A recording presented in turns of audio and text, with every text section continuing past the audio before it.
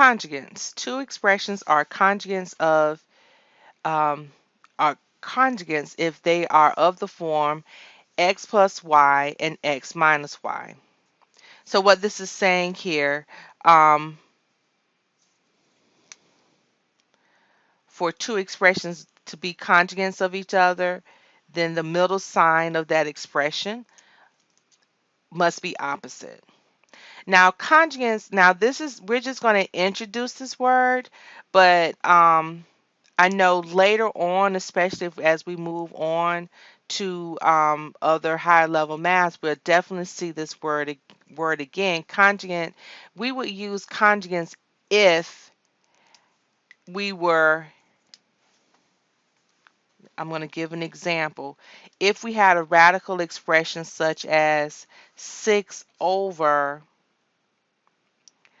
the square root of 2 plus, let's say, 7, where your denominator, instead of one term in the denominator, as we were looking at the other examples before, to rationalize the denominator, whenever you have two terms, to rationalize the denominator, you have to, just like we did before, create a fraction, but this time the fraction we're going to create will be the conjugate to this denominator here. So we'll talk about this a little bit more in class, and I'll give an example of that.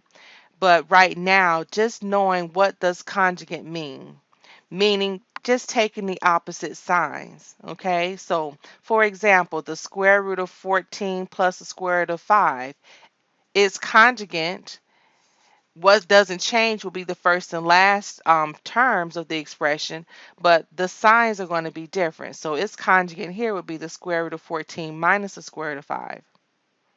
It says that the two terms are the same with the exception of the signs.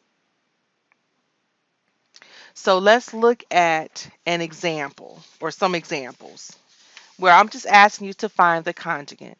So to find the conjugate, just take the opposite sign, keeping the terms the same.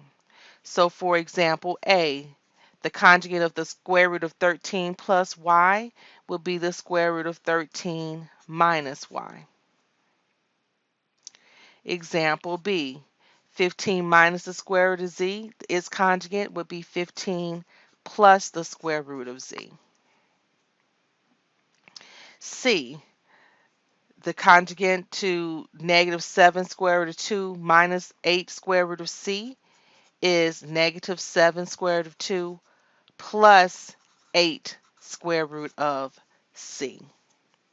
So this is an introduction to how to rationalize a denominator whenever there is two terms. And we will talk about that, like I said before, in class.